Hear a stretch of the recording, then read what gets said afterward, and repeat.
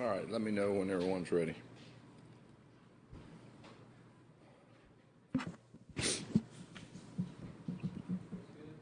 Everybody good?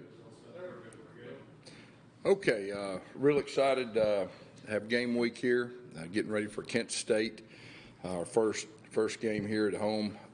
Honestly, we don't know a lot about them. They don't have a lot of players back. They have a lot of new faces, new transfers, new staff, new head coach.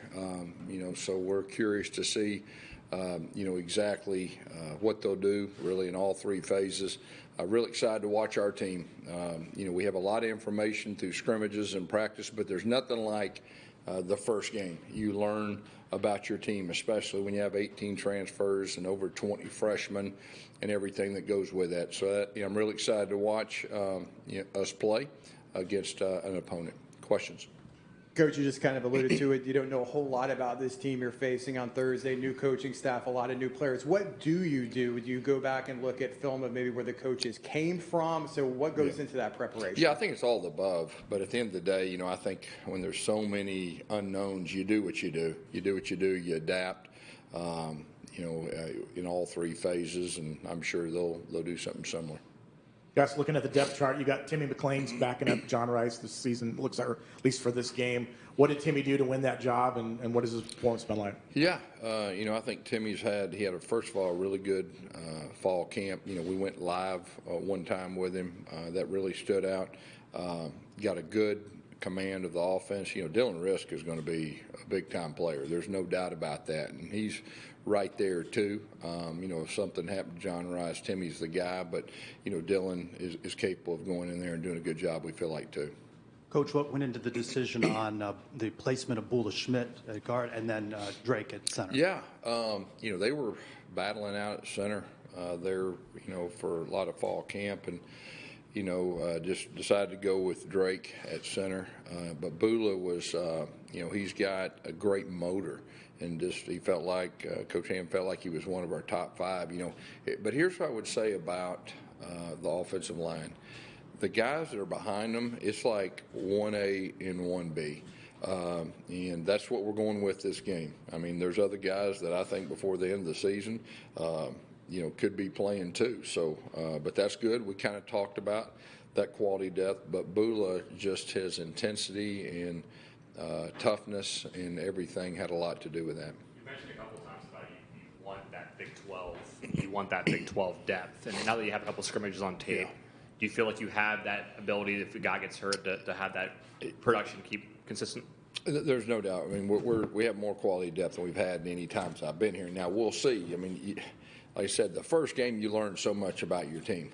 And some guys respond differently in games. And so, but I would say with the information we have right now, really on both lines of scrimmage, we do have, depth and quality depth. More on the offensive line. Marcellus Marshall's a guy who ironically came from Kent State. I know he's been here since January. What did he do? I know you were looking at him in multiple spots. Yeah. He's listed as your starting right tackle. What did he do well? Yeah, he was real consistent. We felt like, at the end of fall camp and this past week, we felt like he was one of our top five at this point too. And so he was a tackle. He played tackle previously, and he'd been playing left guard. So Coach Hand moved him there, and he's had a good solid week and a half, at tackle. Gus, obviously you're praying for this week for football, but there's obviously storms coming up on the Gulf Coast.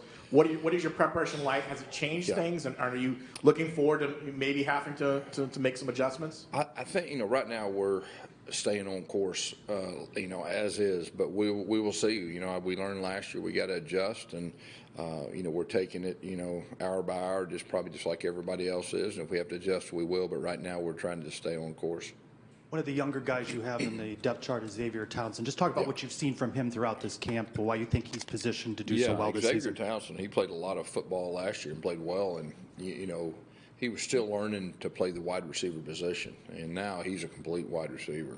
He's really confident, and he's had a great fall camp, and he's in a really good spot going into this season. What do you think this new role change is going to be in terms of running the clock after first down, except in the Yeah. final 2 minutes. We saw a little bit of action over the weekend. I don't know if you paid attention to Yeah. how games flowed. How do you think it's going to be on Thursday? Yeah, well, what they say, they predict 7 less plays a game. I think that's all relevant to, the teams that are playing. I mean, we're going to try to play fast regardless. So, we'll see. I'm sure there'll be a learning experience like everyone else, but I don't expect it to be anything extreme. Gus, you talked about the newcomers. You've got a lot of talented freshmen that came in this class. You expect, and on the depth chart, you've got some listed at the 2 spot. I mean, do you expect to see some of those guys get opportunities to play? Yeah, those guys are listed on there. They'll have a chance to play. A lot of those guys are playing special teams too. And then I've said this before, but our freshman class, I mean, we hit on all of them, I believe. I mean, I think they're all real players, and they're all gonna really help. We had heard Lee Hunter's name a lot during this camp. What did he show you during camp that earned him a starting spot? Yeah, Lee is. I think he's night and day compared to last year too.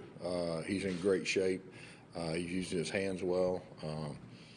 He's turned into a dominant type player, through fall camp, and so really expecting that to carry over, in the games.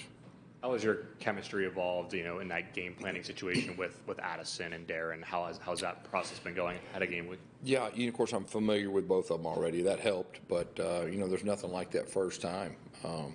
We're communicating, over-communicating the what-ifs of games and things like that, just trying to be prepared, but so far so good. Gus, you talk a little bit special teams. You look at Colton Boomer coming back and all that. What do you see from this group, and what maybe encourages you moving into the season? Yeah, I think we have a talented group of kickers and punters and returners and specialists, and a lot of experience with that group, a lot of quality experience, and so that really helps going into a new season. You talked about this first game and even some of the season being a bit of an unknown. How important is it, and how has John Rice Plumlee kind of grown as a quarterback from last year entering this year? Yeah, I've said this before. It's like night and day this time of year. I mean, he has a good understanding of the overall offense and how things work and adjustments and everything. I mean, he was still learning, where everybody was lining up at this point last year. So, just the expectations are a lot higher. He understands that. He's one of our leader, if not our team leader, and I think that's important too. You mentioned a little bit earlier, you've done all you can do during practice. Now you got to play a game and be under the lights, and you'll see some different things on Thursday, won't you? That's exactly right. I mean, every year, you learn about your team, and that's what I'm excited about. I want to see how our team responds to success. I want to see how it responds to adversity. I want to see how close we really are. We've said before, I mean, we strained our group in fall camp. To bring them closer together and to make sure that we are all together no matter what happens. So that's really what I'm excited to see. Some conferences, I know the Big Ten, they're mandating injury reports to be released prior to a game. It may be a trend that picks up. Just what are your thoughts on potentially going that route?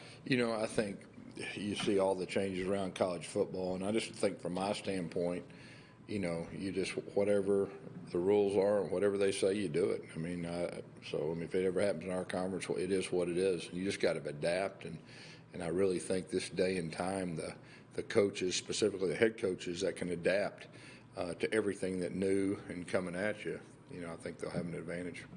Gus, you look at the defense. What sort of mentality you want to see out of that group? You've got some experience there. You got some new faces. What would you like to see that group accomplish? Yeah, I think just toughness, aggressiveness. I mean, get after people. I mean, that's really been what we've been talking about, playing a good physical, hard-nosed, stop the run and get turnovers. I mean, we're really focused on getting turnovers and getting after the quarterback, better than what we did last year. And, so far so good. Now we got to prove it on the field. Players mentioned during media day missed opportunities, especially in turnovers on defense. When you look back on last season, did you see that as well? Yeah, I mean, I think overall, there was those missed opportunities.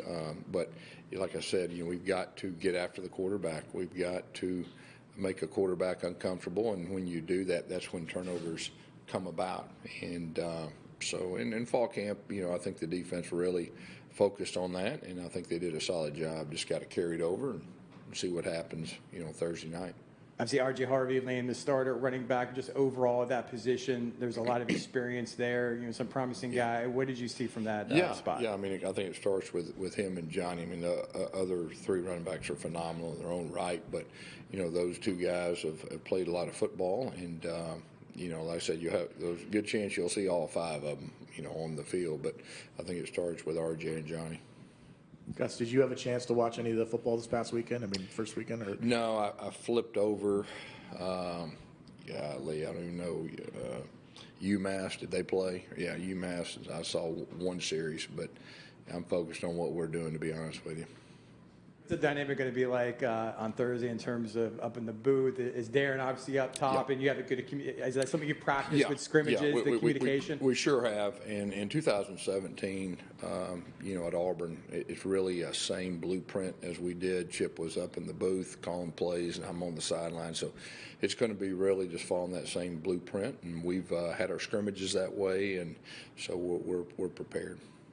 It's game week, and I know there's this storm to worry about, but as a coach, do you get those butterflies, or what kind of goes through your mind that you put in all this work over the offseason, and now the game time's almost here? Usually for me, it's the last 24 hours that you can really, it kicks in.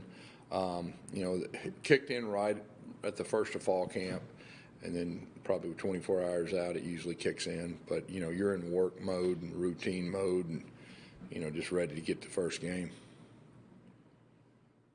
Okay. All right. Thank you all.